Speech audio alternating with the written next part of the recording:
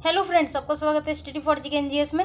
आज की जो हमारी वीडियो है भारतीय कृषि से संबंधित क्रांतियां हैं और सेकंड टॉपिक जो रहेगा वो विभिन्न प्रकार की खेतियों अर्थात कृषियों के नाम हैं। तो चलो शुरू करते हैं। पहले हम कृषि क्रांति का अर्थ जान लेते हैं कि क्यों ही कृषि क्रांति का अर्थ कृषि से संबंधित क्षेत्रों में क्रांतियों का तात्पर्य है नई तकनीकी का प्रयोग कर उत्पादन और उत्पादकता को बढ़ाना। इनका प्रयोग कर कृषि और उससे संबंधित क्षेत्रों को आधुनिक बनाया जाता है। ये सभी कृषि क्रांतियां विभिन्न उत्पादन के तरीकों में बदलाव और उत्पादन की दर को बढ़ाती हैं। भारतीय कृषि में अब तक निम्न क्रांतियों की शुरुआत हो चुकी है, जिसमें कि पहले क्रांति जो आई थी वो हरित क्रांति थी, जो कि खाद्यान्न के उत्पादन से संबंधित है। हिंदुस्तान में हरित क्रांति की शुरुआत सन 1966-67 में हुई थी। भारत में हरित क्रांति के जनक डॉक्टर MS स्वामीनाथन हैं। भारत के मशहूर कृषि वैज्ञानिक और हरित क्रांति के जनक माने जाते हैं। ये विश्व में इसे प्रारंभ करने का श्रेय प्रोफेसर नॉर्मन बोरलॉग को जाता है। अब इसमें जो क्वेश्चन पूछे जाते हैं वो हरित क्रांति किस उत्पादन संबंधित है, यानी खाद्यान्न से संबंधित है।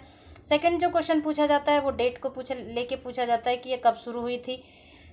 ठीक है, उसके बाद इसके जनक कौन थे, भारत में लाने वाले कौन थे और विश्व में लाने का श्रेय किसको जाता है। इस तरह से इसमें क्वेश्चन पूछे जाते हैं। सेकंड जो क्रांति थी वो श्वेत क्रांति। यह दुग्ध से संबंधित क्रांति है। इसे दुग्ध क्रांति या ऑपरेशन फ्लड भी कहा जाता है। क्वेश्चन पूछा जाता है एग्जाम में, ठीक है, ऑपरेशन फ्लड किसे कहा जाता है, तो ये श्वेत क्रांति या फिर दुग्ध क्रांति को कहा जाता है। इसमें जो था कि ये एक भारत की योजना थी जिसमें कि भारत में दूध की कमी को दूर किया जा सके इसके द्वारा। 13 जनवरी 1970 को इसकी शुरुआत हुई है। वर्गीज कुरियन श्वेत क्रांति के जनक माने जाते हैं, यानी कि वर्गीज कुरियन को श्वेत क्रांति का जनक कहा जाता है। एग्जाम में पूछा जाता है कि श्वेत क्रांति का जनक किसे कहा जाता है। दुग्ध कृषि या फिर डेयरी उद्योग या फिर दुग्ध उद्योग, ये सभी कृषि की क्या है, श्रेणियां हैं। ये सभी कृषि का भाग है। नीली क्रांति, नीली क्रांति किससे संबंधित है, ये मत्स्य के उत्पादन से संबंधित है और इसकी शुरुआत 1970 में हुई थी। अरुण कृष्णन को नीली क्रांति का जनक माना जाता है। इसमें क्वेश्चन जो पूछा जाता है ज़्यादातर, नीली क्रांति किससे संबंधित है, मत्स्य के उत्पादन संबंधित है। ठीक है, बस इतना ही पूछा जाता है। जनक ज़्यादा नहीं पूछे जाते पर किसी किसी एग्जाम में आ जाते हैं। पीली क्रांति अर्थात या फिर इसको पीत क्रांति के नाम से भी जानते हैं। ये पीली क्रांति भी है और इसको पीत क्रांति के नाम से भी जाने जाते हैं। ठीक है, तो ये किससे संबंधित है, ये है तिलहन उत्पादन संबंधित है। एग्जाम में पूछी जाती है। सुनहरी क्रांति, यह क्रांति संपूर्ण बागवानी, शहद व फलों के उत्पादन से संबंधित है। सिल्वर या फिर रजत क्रांति, ये मुर्गी पालन या अंडा उत्पादन से है। ये पूछी जा चुकी है एग्जाम में। उसके बाद है भूरी क्रांति, ये उर्वरक उत्पादन से है। ये भी पूछी जा चुकी है। गुलाबी क्रांति झींगा मछली या फिर ये दोनों से संबंधित है, मतलब झींगा मछली उत्पादन से और प्याज के उत्पादन से। लाल क्रांति ये टमाटर और मांस दोनों के उत्पादन संबंधित है। गोल क्रांति आलू से संबंधित है, आलू उत्पादन से। बादामी क्रांति ये मसाला उत्पादन से संबंधित है। कृष्ण क्रांति बायोडीजल उत्पादन संबंधित है। अमृत क्रांति नदी जोड़ो परियोजना संबंधित है। धूसर या सलेटी क्रांति सीमेंट उत्पादन संबंधित है।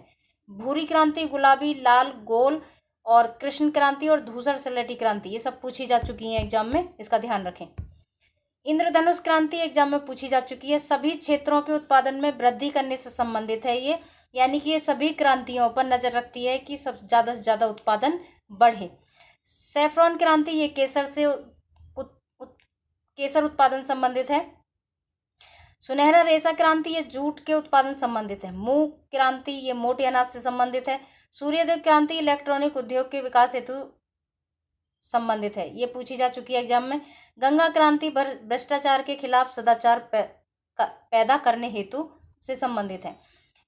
NH क्रांति ये स्वर्णिम चतुर्भुज योजना संबंधित है। सदाबहार क्रांति ये जैव तकनीकी संबंधित है। उसके बाद है सफेद सोना क्रांति ये कपास उत्पादन संबंधित पूछी जा चुकी है। खाकी क्रांति चमड़ा उत्पादन संबंधित है। हरित सोना क्रांति ये बांस उत्पादन संबंधित है और परामनी क्रांति ये भिंडी उत्पादन संबंधित है। ग्रीन गोल्ड क्रांति ये चाय उत्पादन से संबंधित है। ज़्यादातर क्रांतियाँ पूछी गई हैं एग्जाम में, इसलिए मोस्ट इंपॉर्टेंट टॉपिक है। अगला जो टॉपिक रहेगा वो विभिन्न प्रकार की खेतियों अर्थात कृषियों के नाम या फिर विधियाँ।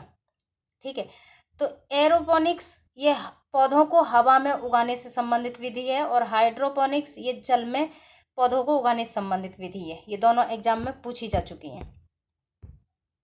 एपीकल्चर मधुमक्खी पालन संबंधित है। यूपीपीसीएस, आरओ और एसएससी अदर एग्जाम में ये सब में पूछी जा चुकी हैं। मोस्टली जितनी भी ये विधियां हैं कृषि की ये, और जितनी भी क्रांतियां ज़्यादातर पूछी जा चुकी हैं, इसका ध्यान रखें, ये मोस्ट इंपॉर्टेंट टॉपिक है। हार्टिकल्चर ये बागवानी से संबंधित है। फ्लोरिकल्चर ये फूलों के उत्पादन संबंधित है। ओलरीकल्चर सब्जी उत्पादन संबंधित है। पोमोकल्चर फलों उत्पादन संबंधित है। विटीकल्चर ये अंगूर खेती संबंधित है। वर्मीकल्चर केंचुआ उत्पादन संबंधित है, बहुत ज़्यादा पूछे जाते हैं ये। पिसीकल्चर मत्स्य उत्पादन संबंधित है, ज़्यादातर ये पूछी जाती है। उसके बाद है सेरीकल्चर, रेशम उत्पादन संबंधित है, बहुत पूछी जाती है ये भी। मोरिकल्चर ये रेशम कीट हेतु शहतूत उगाने से संबंधित है। पेडोलॉजी मृदा का अध्ययन संबंधित पूछी जा चुकी है।